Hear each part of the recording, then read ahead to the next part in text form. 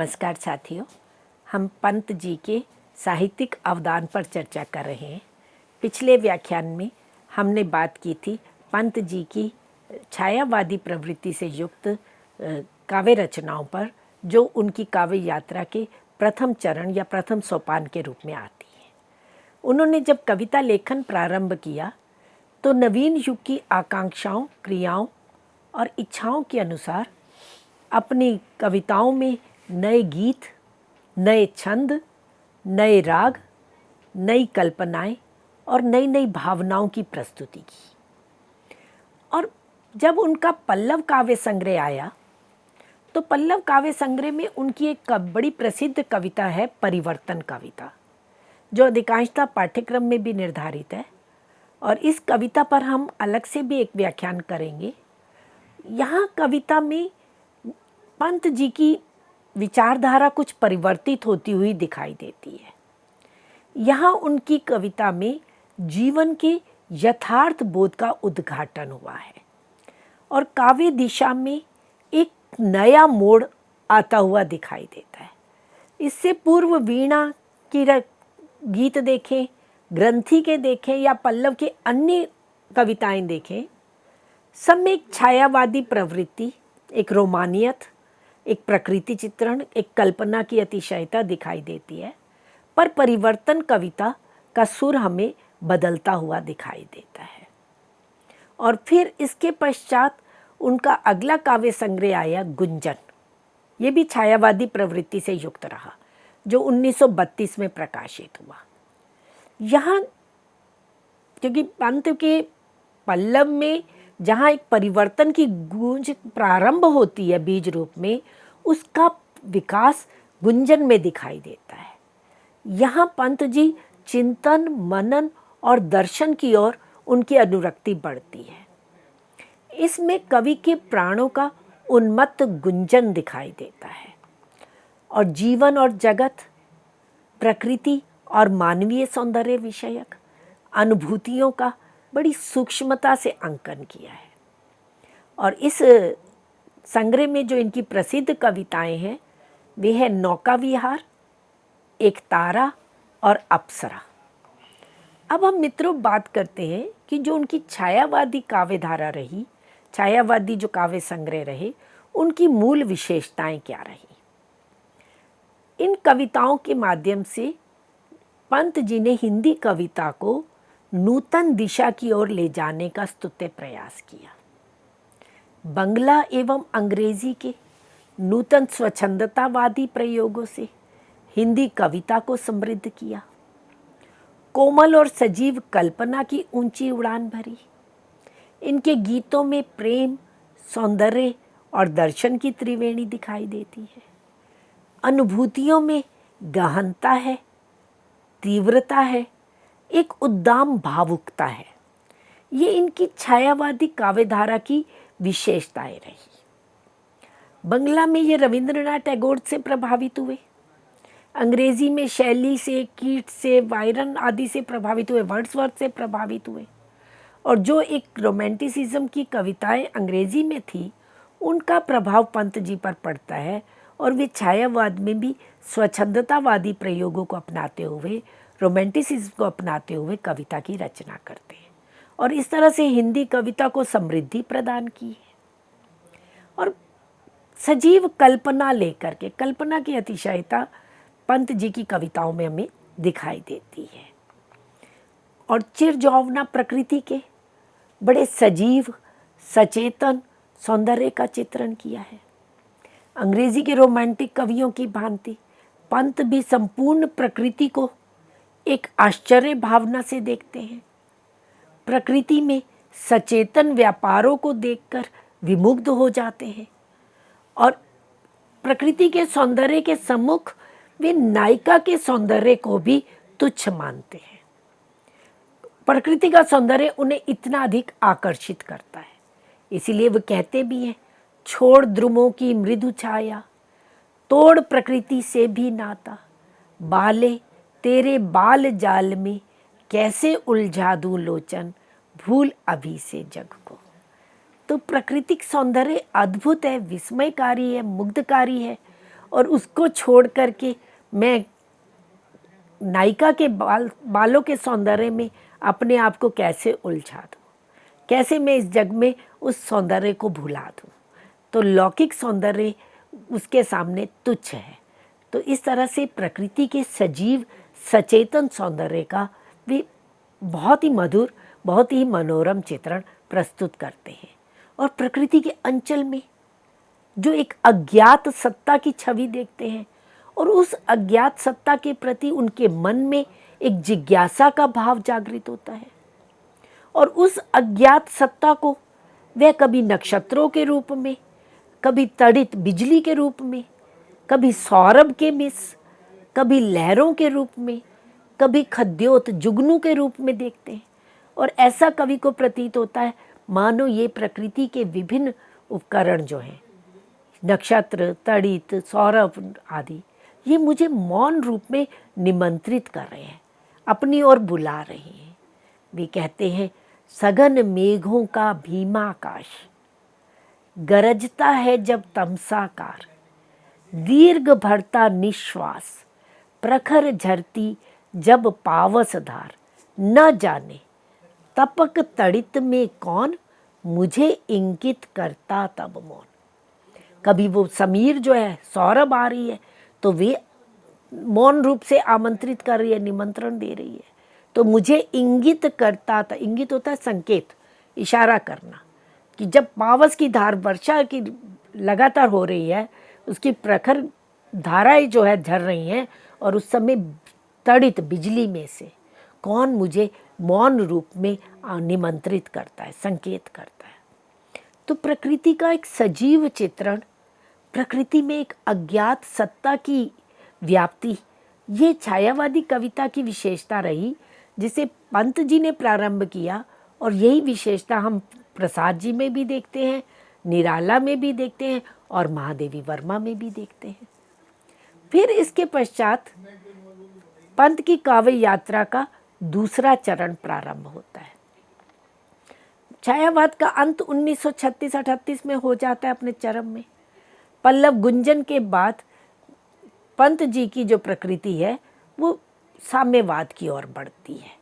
तब उनका ध्यान प्रकृति से हट करके, कल्पना से हट करके यथार्थ की ओर आता है।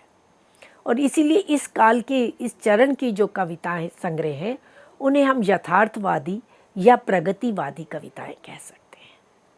इस समय की इनकी 3 काव्य संग्रह मुख्य हैं, युगांत, युगवाणी और ग्राम्य, जो 1935 से 1945 के मध्य रचित कविताएं हैं। और इन कविता संग्रह में हम देखते हैं कि कल्पना के स्थान पर मानव के सुख दुख की भावना जुड़ी हुई है। इससे पूर्व की हम कविताएं देखें, कहीं पर भी मानव का सुख दुख नहीं है, शोषण कहीं नहीं है, समाज नहीं है। वहाँ कल्पना है, वहाँ प्रकृति है, वहाँ भावुकता, संवेदनशीलता है।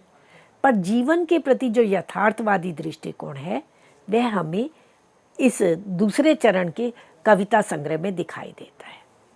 इस दूसरे चरण के पहला काव्य संग्रह है युगांत, जो 1936 में प्रकाशित हुआ। और ये युगांत युग का अंत, नाम से ही पता चल रहा है, छायावाद की समाप्ति का घोषणा पत्र है। और इसमें बापू के प्रति ताज कविताएं जो हैं वो प्रसिद्ध कविताएं नहीं। और युगांत के जो कविता संग्रह है, इसमें मार्क्सवादी चिंतन धारा का प्रभाव अधिक दिखाई देता है। मार्क्सवादी चिंतन धारा में जिस तरह से 2 वर्ग दिखाए गए, शोषक वर्ग और शोषित वर्ग, उसी तरह से पंत जी की इन कविताओं में भी हमें शोषित वर्ग के प्रति सहानुभूति और शोषक वर्ग के प्रति घृणा का भाव दिखाई देता है। दूसरा इनका काव्य संग्रह रहा युगवाणी, जो 1938 में प्रकाशित हुआ। कवि ने स्वयं इसे गद्य गीत कहा है। कवि का स्वर इसमें अधिक आक्रोशमय और तीव्र दिखाई देता है। कवि के मन में नूतन युग के निर्माण की एक आकांक्षा दिखाई देती है। युगवाणी का रूप पूजन समाज के भावी रूप का पूजन है। ये बात स्वयं पंत स्वीकार करते हैं। युगवाणी में भी कहते हैं कि जिसमें जो रूप पूजन है वो वास्तव में भावी समाज का, समाज में क्रांति का स्वर लेकर के यहाँ पर पंत जी उपस्थित होते हैं। समय देखिए ये कौन सा समय है, 1938, 1940, ये स्वतंत्रता आंदोलन के चरम का समय है। पंत एक और गांधीवादी विचारधारा से प्रभावित होते हैं और दूसरी ओर मार्क्सवाद की साम्यवादी विचारधारा से भी प्रभावित है। मार्क्सवाद की जो साम्यवादी विचारधारा है वो सामूहिक विकास के लिए अनिवार्य है और व्यक्तिगत विकास के लिए, वैयक्तिकता के लिए गांधी चिंतन महत्वपूर्ण है। तो आंतरिक विकास के लिए पंत जी गांधी जी से प्रभावित होते हैं। उनके सत्य अहिंसा की विचारधारा को लेकर के चलते हैं और जहाँ सामूहिक समाज के विकास की बात आती है तो वहाँ वे, यद्यपि पंत जी कभी भी मार्क्सवादी नहीं रहे हैं, प्रगतिवादी नहीं रहे हैं, उन पर प्रगतिवाद का ठप्पा नहीं लगा है, वे उस तरह से प्रगतिवादियों से नहीं जुड़े हैं, परंतु उनकी कविता का एक ये जो चरण था युगांत, युगवाणी और ग्राम्या का, इस समय में वे समाज की चिंतन करते हैं, एक यथार्थवादी दृष्टि अपनाते हैं और नूतन युग के निर्माण की आकांक्षा लेकर के आगे बढ़ते हैं। और इसी समय तीसरा इनका काव्य संग्रह आया ग्राम्या, जो 1940 में प्रकाशित हुआ। इसमें ग्रामीण लोक जीवन एवं समस्याओं का यथार्थ चित्रण प्रस्तुत किया गया है। इसमें बड़ी कविताएं प्रसिद्ध रहीं, ग्राम्य युविता, युवती, ग्राम नारी, गांव के लड़के, वह बुढ़ा, धोबियों का नृत्य, ग्राम वधू, ग्राम श्री, चमारों का नृत्य, कहारों का रुद्र नृत्य, संध्या के बाद आदि। जिस तरह से निराला जी ने भिक्षुक कविता की रचना की, उसी तरह से पंत जी वह बुढ़ा कविता की रचना करते हैं कि किस तरह से वो लाठी टेकता हुआ आ रहा है और किस तरह से गांव के जो विभिन्न जातियों के, छोटी जातियों के व्यक्ति हैं, शोषण का शिकार हो रहे हैं, किस तरह से किसान का शोषण किया जा रहा है, उसका एक यथार्थ चित्र पंत जी इस अपनी ग्राम्य में प्रस्तुत करते हैं। पूरे ग्राम जीवन की एक यथार्थ झांकी प्रस्तुत करते हैं और उसके साथ साथ ग्रामीण संस्कृति के भी मार्मिक रूप को प्रस्तुत करते हैं। ग्राम्य की कविताओं में वर्तमान के प्रति असंतोष, अंतर्दाह, आकुलता दिखाई देती है। गांव में रहने वाले विभिन्न जातियों के विभिन्न चित्र प्रस्तुत किए हैं। शोषित किसान के यथार्थ चित्र का अंकन किया है। शोषित व्यक्ति सभी कठपुतले बन चुके हुए हैं और युग की प्रेतात्मा सदृश है जो घोर अविद्या से मोहित है। पंत अपनी कविता में स्पष्ट कहते हैं, ये मानव नहीं शापित जीव है जो चेतना विहीन एवं आत्मविस्मृत है। जिनमें चेतना नहीं है, ये सिर्फ कठपुतले हैं, इनको जैसा नचाया जा रहा है वैसे ही ये नाच रहे हैं। और अधिकांश जनता का जीवन कैसा है? रद्दी की टोकरी सा जीवन है, संज्ञाहीन, अर्थहीन, बेकार, चिरफटे टुकड़ों सा पड़ा है। ये पूरी एक पंत जी की जो संवेदनशीलता थी, उनकी जो भावुकता थी, वे समाज के इस यथार्थ को देख करके कहीं भीतर ही भीतर आघात पहुंचता है और उनके भीतर आक्रोश का भाव उभर करके आता है और वे तीव्र प्रतिक्रिया के रूप में इन गीतों के माध्यम से अभिव्यक्त होता है। और इस ग्राम्य में एक और वे समाज की स्थिति का, विभिन्न वर्गों की दयनीय स्थिति का यथार्थ चित्रण प्रस्तुत कर रहे हैं। वहीं दूसरी ओर, क्योंकि राष्ट्रीय आंदोलन, स्वतंत्रता आंदोलन अपने चरम पर था, तो उससे संबंधित कविताएं भी लिखते हैं। भारत माता, चरखा गीत, महात्मा के प्रति, स्वप्न और सत्य, बापू, अहिंसा आदि, ये इनकी राष्ट्रीय आंदोलन से संबंधित कविता रही। बड़ी प्रसिद्ध उनकी कविता है भारत माता, जिसमें वे कहते हैं, भारत माता ग्रामवासिनी, खेतों में फैला दृग श्यामल शस से भरा जन जीवन आंचल, गंगा यमुना में शुचि श्रम जल, शील मूर्ति सुख दुख उदासीनी। कि प्राकृतिक सौंदर्य तो अद्भुत है, अपार है, फैला हुआ है। शत से श्यामला भारत माता है, परंतु इसी भारत माता में रहने वाले जो प्राणी है, जो मानव है, उनका जीवन कैसा दयनीय हो सका है, कैसे वो अन्न के दाने के लिए तरस रहे हैं, तो वे यथार्थ भी प्रस्तुत करते हैं। तो सुख दुख दोनों ही है और उदासीनी है ये। शस्य श्यामला होते हुए भी, खेतों में सारा अन्न फैले हुए भी भारत माता कैसी है? उदासीनी है। तो इनकी जो यथार्थवादी रचनाएं रहीं, उनकी अगर हम विशेषताओं की बात करें तो यहाँ पर पंत जी प्राचीन परंपराओं का जो रूढ़ हो चुकी है, जो जड़ हो चुकी हैं, जीर्ण शीर्ण हो चुकी हैं, जो प्रगति में बाधक हो रही हैं, उनके विध्वंस का आह्वान करते हैं और दूसरी ओर नूतनता के सृजन का संदेश देते हैं। कि जो हम प्राचीन रूढ़ियों में, मान्यताओं में, कुरीतियों में फंसे हुए हैं और जिनके कारण हमारा जीवन जड़त्व को प्राप्त हो चुका है, तो उस प्राचीन जड़ रूढ़ियों को विध्वंस होने की आवश्यकता है। तो वे क्या कहते हैं? गा कोकिल बरसा पावक कण, नष्ट भ्रष्ट हो जीर्ण पुरातन, ध्वंस भ्रंश जग के जड़ बंधन, पावक पग पर पावक पग धर आवे नूतन।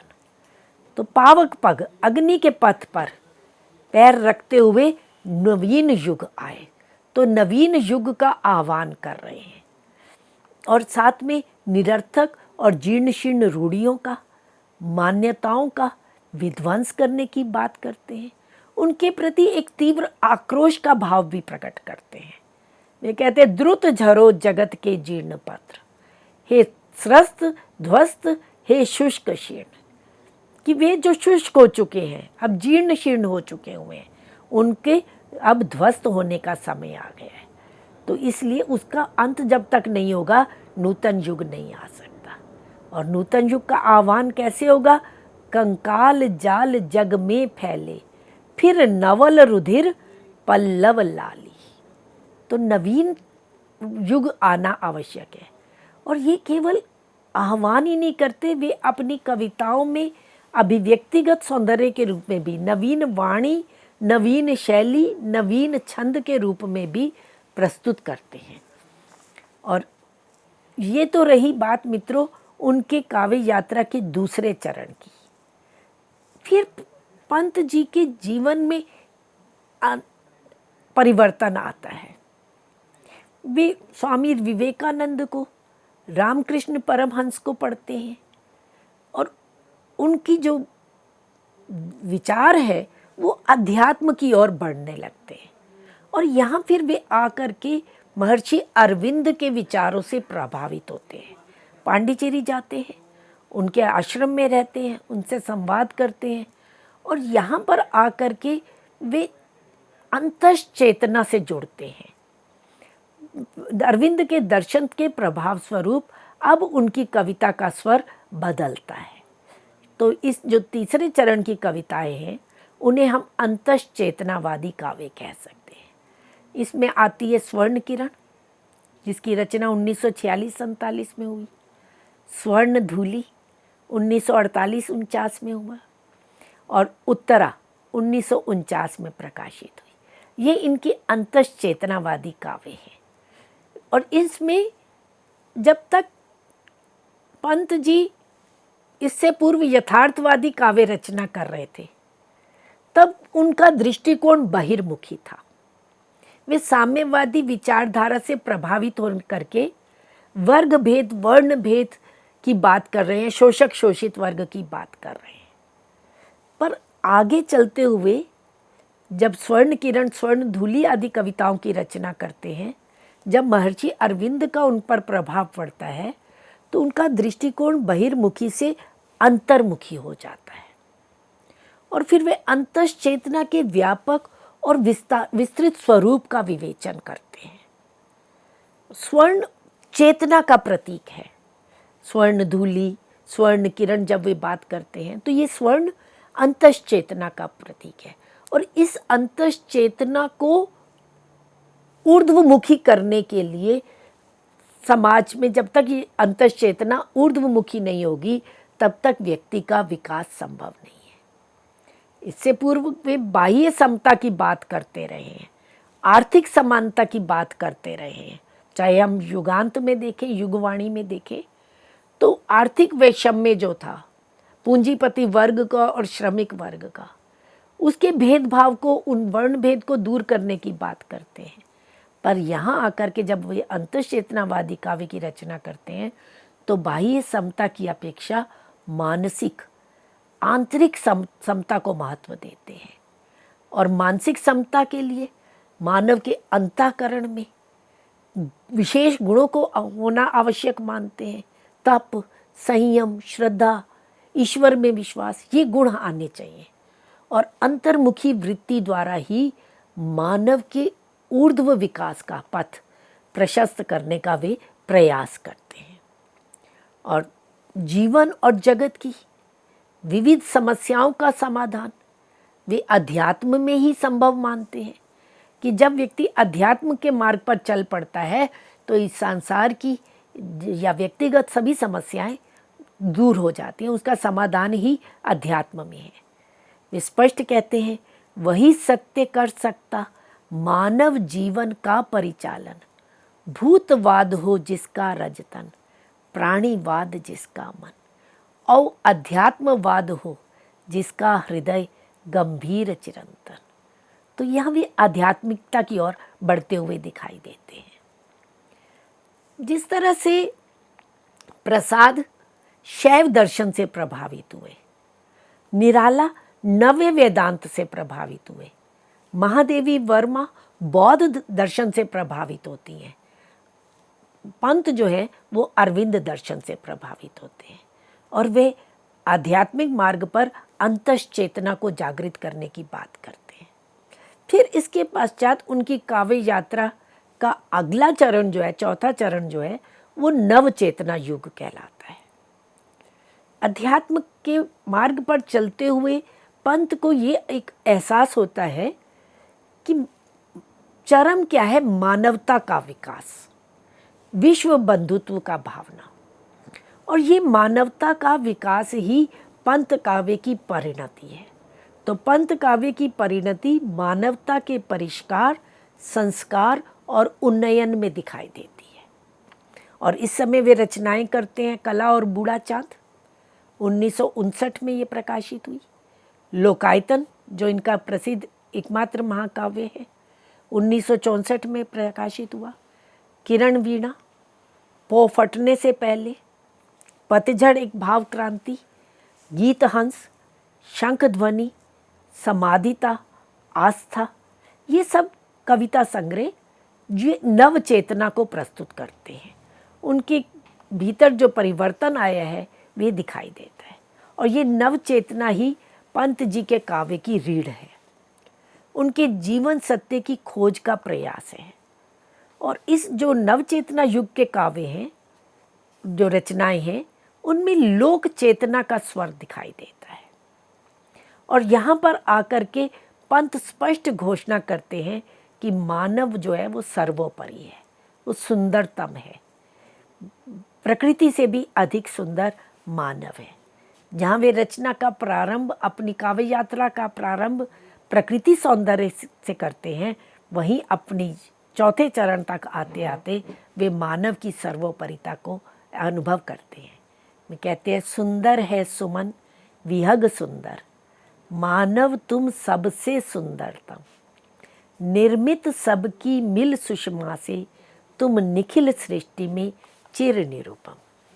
इस तरह से मानव लोक संस्कृति का अग्रदूत, नवीन सभ्यता का उन्नायक बनता है। और वे कहते हैं, लोक क्रांति का अग्रदूत, वर वीर जनादृत, नव सभ्यता का उन्नायक, शासक शासित। और फिर अंत में वे विश्व बंधुत्व की भावना लेकर के आते हैं कि हमें विश्व संस्कृति करनी है भू पर आज प्रतिष्ठित, मनुष्यत्व के नव द्रव्यों से मानव उर कर निर्मित। तो ये आज हमने पंत जी की काव्य यात्रा का जो विभिन्न चरणों में विकास हुआ उसकी बात की है, और अंत में वे मानव साम्राज्य स्थापित करने की कामना लेकर के आते हैं, जहाँ भेदभाव ना हो, जहाँ मानव हित ही सर्वोपरि हो। क्यों ना एक हो मानव, मानव सभी परस्पर, मानवता निर्माण करे जग में लोकोत्तर। तो पंत जी को की जो विभिन्न काव्य रचनाएं रहीं उन पर अनेक पुरस्कार भी प्राप्त हुए। वे पद्म भूषण पुरस्कार से सम्मानित हुए, सोवियत लैंड नेहरू पुरस्कार से सम्मानित हुए। कला और बूढ़ा चांद जो उनकी रचना है उस पर साहित्य अकादमी पुरस्कार उन्हें प्राप्त हुआ, और इनकी चुनी हुई रचनाओं का एक काव्य संग्रह चिदम्बरा, जिस पर इन्हें ज्ञानपीठ पुरस्कार से सम्मानित किया गया। तो मित्रों, आज हमने पंत जी के साहित्यिक अवदान पर चर्चा की। अब अगली चर्चा हम अगले व्याख्यान में करेंगे। धन्यवाद।